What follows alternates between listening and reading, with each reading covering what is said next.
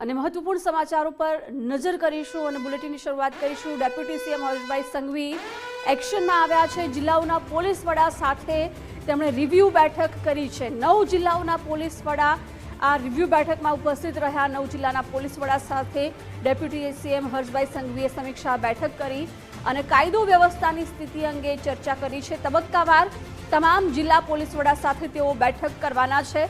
આ પ્રથમ બેઠકમાં તેઓએ 9 જિલ્લાઓને આવરી લીધા છે। વિગતો સાથે સંવાદદાતા નિકુંજ ગાંધીનગરથી જોડાઈ ગયા છે। નિકુંજ, ડેપ્યુટી સીએમ હર્ષભાઈ સંઘવીએ 9 જિલ્લાઓના પોલીસ વડા સાથે આજે કાયદો વ્યવસ્થાની સ્થિતિને લઈને બેઠક કરી, શું વિગતો છે?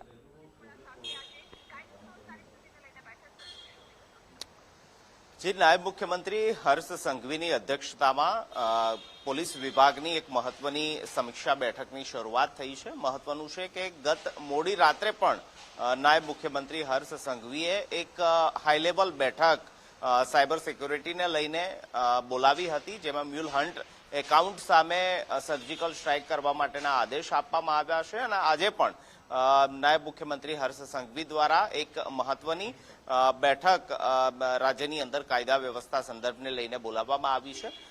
9 જેટલા જિલ્લા પોલીસ વડાઓ આ બેઠકની અંદર આજે પહોંચ્યા છે અને તબક્કાવાર તમામ એ જિલ્લાઓના જિલ્લા વડાઓ છે તેમની સાથે આ બેઠક કરવામાં આવશે।